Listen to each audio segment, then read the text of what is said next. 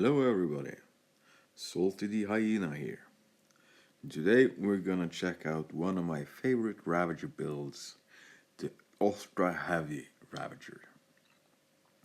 As you can see from the visual appearance of this Ravager, it has a lot of extra armor plating, like at the mangler, where the manglers are attached, and you can see at the side of the knees and to the side of the core area.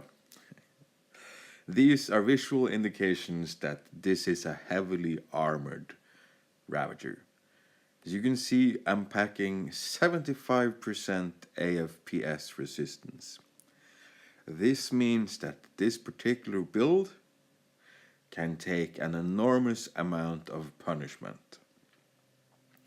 This is I would say it's more of a defensive bot than an aggressive bot. Even though you can play it quite aggressively, it's properly made for holding the line. You can see I'm packing weapon armor, double weapon armor on my Sarissas, and weapon armors on my Manglers. And this is because this bot will quite often survive for a very long time, and it will survive without weapons. And when it survives without weapons, it's pretty useless.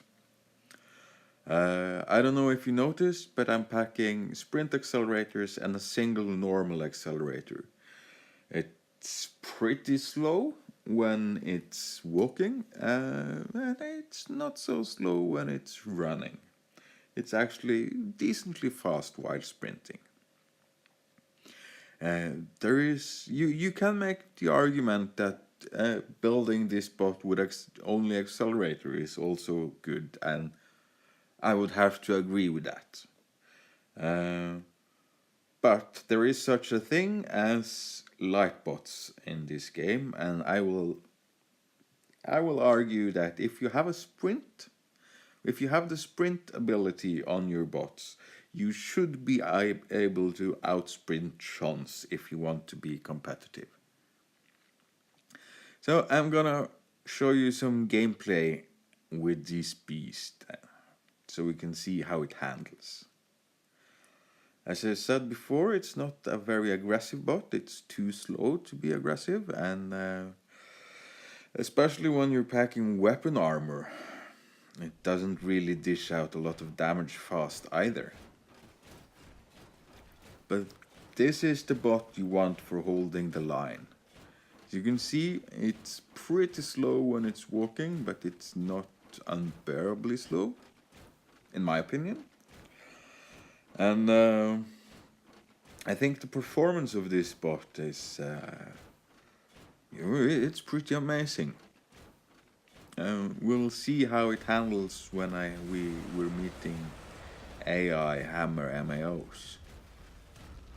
Because even though here's the sprint speed, as you can see, it's decent. And for those of you who know me, you know that the light Ravager is my favorite bot. I really love speed. I really love being aggressive. That's my favorite playstyle. But this is a very serious, very, very good build. And in my opinion, it's very competitive. You will regularly meet this bot on the battlefield if you play competitively, so you should be prepared for it. You can see there I took several Hammer MAO rounds to the chest, and I'm still green.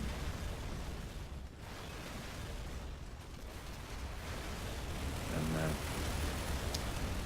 the AI meta, well, I wouldn't run this to grind AI, because the AI is pretty stupid, but against humans, I love having a fast Ravager charge me, thinking they can take me out quickly. And I also love watching the surprise on the face of Ashon when he tries to stun me, and I rock a lot of EMP protection. And he's not able to take out my legs, and he's not able to take out my weapons, and I'm back in action in just a few seconds.